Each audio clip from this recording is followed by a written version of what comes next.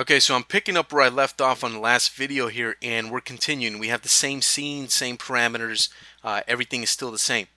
Okay, so we've already talked about the three different quality phases that the Radiosity engine goes through to get the final output of the render. We need to talk about the fourth and final one though, which is very, very important.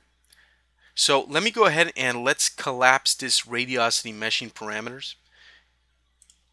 And I'm going to take the indirect light filtering and knock it back down to 0. And you notice that my solution just became invalid. Suppose I made some changes down here somewhere, perhaps. Well, anyway, we'll go ahead and reprocess this. And what I'm going to do is I'm going to change the maximum mesh size to something larger, like 0.5 meters, so we get a lower quality render. Let me reset all, and I'll hit start. Okay, now I purposely created a pretty low quality radiosity solution by increasing the maximum mesh size to 0.5. Remember, at the larger the number, the worse the quality is going to be, but the faster it's going to render. And if I go ahead and render this, I've got some light splotching. Actually, I don't have a lot of light splotching, and I'll tell you why. My refined iterations is set to 2.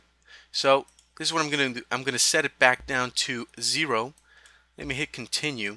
And the thing is that once you go to a high number, you can't go to a lower number and continue. You can only continue forward. You can't go backwards. So what I'll do is I'll hit reset all, and I'll start the calculation again. Because the quality settings are so low, refined iteration is set to 0, and the maximum mesh size is set to 0.5, you notice it renders very, very fast. So now when I render out, I should get lots of light blotching, and I do. So now I have lots of artifacting and light blotching, and this looks pretty bad. Okay? Let me use the fourth phase of quality here to go ahead and fix this up a little bit. So let me collapse the Radiosity meshing parameters rollout, and I'll go down to the rendering parameters rollout, and I'll open that up. You notice that we have an option here that's turned off by default called Regather Indirect Illumination. Okay? Basically what this does, it combines the light tracer with the Radiosity engine.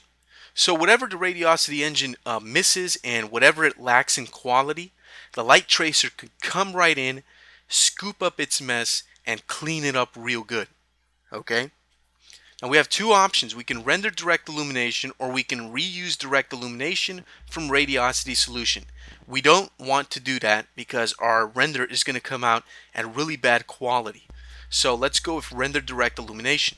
This allows us to select regather indirect illumination, so let's activate that, and now all these options become active. The raise per sample works exactly like the raise per sample with the light tracer. Right now it's set to 64. That's the default. The reason it's set to 64 is because we don't need a lot of raise per sample to get this to look good. Basically what's going to happen is the light tracer is going to come in, and it's going to use the raise per sample to average out the indirect illumination that was initially calculated by the Radiosity solution. So the 64 rays are going to come in and clean up the blotching that was left behind by Radiosity. Isn't that great? And then the filter in pixels is just a filter. It works just like with Radiosity to go ahead and clean up and blur out any of those blotches or light variances or hot spots or anything like that. Okay? And then we have a clamp values option here. It's set to off by default.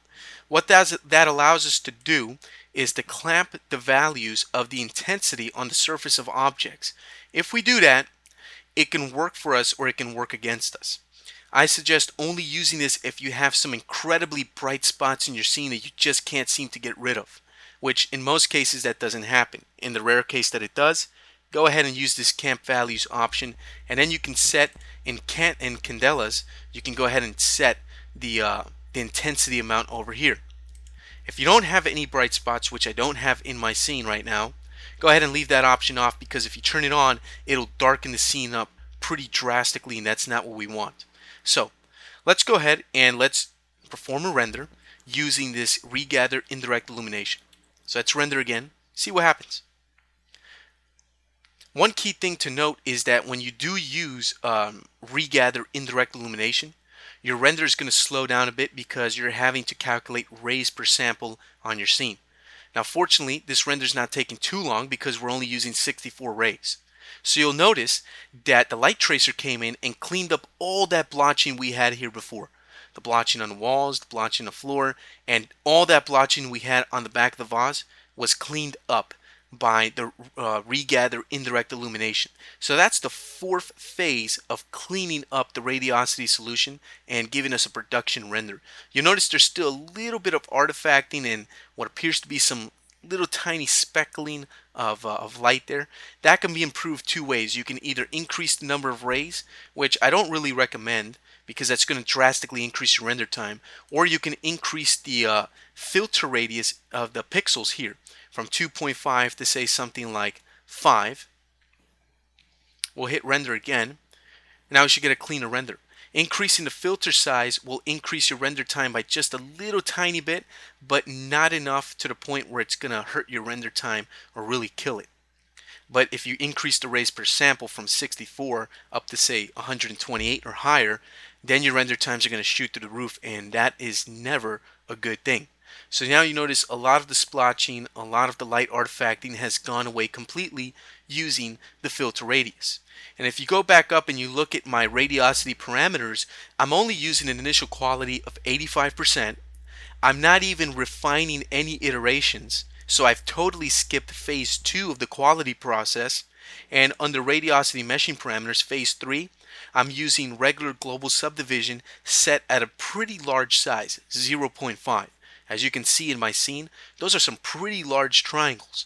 Okay, yet I'm still getting an excellent render as if though I was using a maximum mesh size of 0.1, as if though I was using an indirect light filter of 4, and as if I was using refined iterations for all objects to say 1 or 2.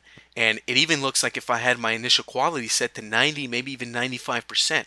So using that fourth phase of quality control here, so to speak, I was able to sort of cheat, get a faster render, and have it imitate the quality of a slower, higher quality render, which is always a good thing. And finally down here we have adaptive sampling. It's off by default. If we turn that on, it works exactly like the adaptive sampling from the light tracer we saw in the earlier videos. So your initial sample spacing, set it to something like 16 will work just fine. The subdivide down to 2 might be overkill and might be slowing our render times down by a bit, so we'll lower that to 4x4. Okay, and now we'll hit render, and now the render should be significantly faster. And it is. You can automatically see that now it's going to go ahead and render all of those lines really, really fast. Now we do have some blotching in here. We do have some blotching. I have to admit, doing that didn't help out too much. It helped the render speed, but it hurt the quality. So one thing that we might be able to do is maybe increase the filter radius. Not too much, but just a little bit. Maybe increase it to 10. And going to hit render. And that should clear up some of that light blotching. And it looks like it's working, and it's working pretty well. And there we go. So now we're getting the benefits and the speed of using adaptive sampling, yet we have the quality as if though we were just using regular sampling and not adaptive sampling. See that? So that's great. Okay, so that's going to do it for radiosity. The last thing that I'm going to do, just to make sure that you get this rendering real good, is let's set up the quality to look good. Let's perform a final render here. So what I'm going to do, I'm going to reset everything, okay, by hitting reset all. I'm going to take the initial quality, I'm going to go ahead and put it up to 100% so we get the maximum quality final production render. I'm going to go ahead and increase the refined iterations to 2. I'm pretty much going crazy here. I'm going to go ahead and use the radiosity meshing parameters to put the maximum mesh size to 0.1. And actually I'm going to use adaptive subdivision to render faster. And I'm going to set the maximum mesh size to 0.5, the minimum to 0.1, threshold at 75 is pretty good, and initial meshing sizes at 0.3 looks pretty good. I'm going to leave all the direct lighting turned on here. I'm going to go down to the rendering parameters, make sure regather indirect illumination is on. 64 rays per sample is fine. With a filter size of 10 will work out, and my adaptive sampling is pretty good. So now let's go back up. Let's hit start. That's going to take a moment, so I'll just go ahead and skip ahead in the video, go forward in time. Okay, edit the calculation out of the video. Now we're going to go ahead and do this at 85% instead. Okay. Start again in 3, 2, 1. Alright, so now that I have all these options set up, what I'll do is I'll change my initial quality over here to 90%. I think will work out pretty good. Okay, and let's hit start and let it calculate. This may take a moment, so you might want to take a little break right now. I'm going to go ahead and do that, so I'm going to skip ahead in the video. Or didn't need to really. It already finished. Okay, so there we go. Now our solution is at 90%. We have 2 refined iterations, so that's phase 2 of the quality control. Phase 3 is the radiosity meshing parameters, where we're using adaptive subdivision. Let's go ahead and do a render and see what we've got. Okay, so it doesn't look like we have a lot of light blotching. In fact, it doesn't look like we have any light blotching. If there is, it's very, very subtle and almost insignificant.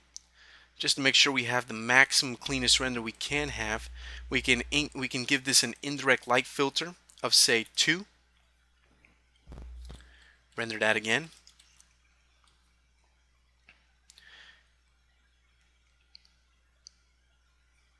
And there it is. Looks nicer and smoother. Okay.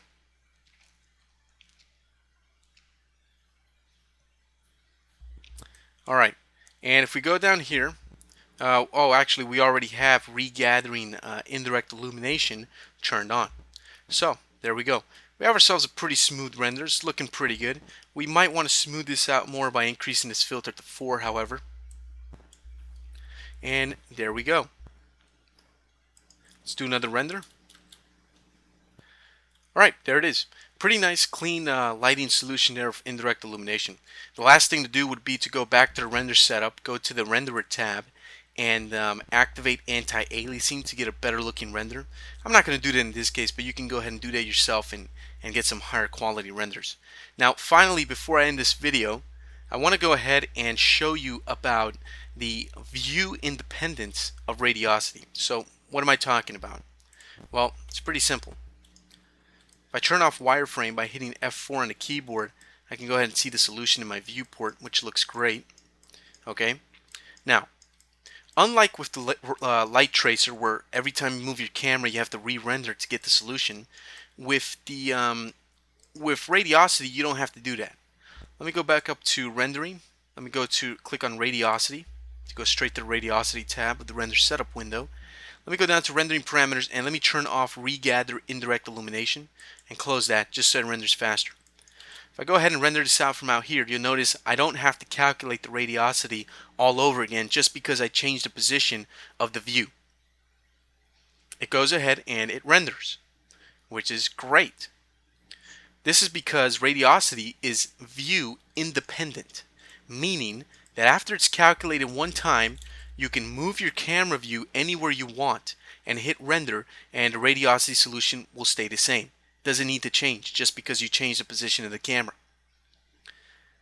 That's not the way that it works for the light tracer, however. With the light tracer, you have to re-render the light tracer algorithm every time you move the camera around or make any changes. Now, the radiosity independence is limited, however. It's limited only to camera movements.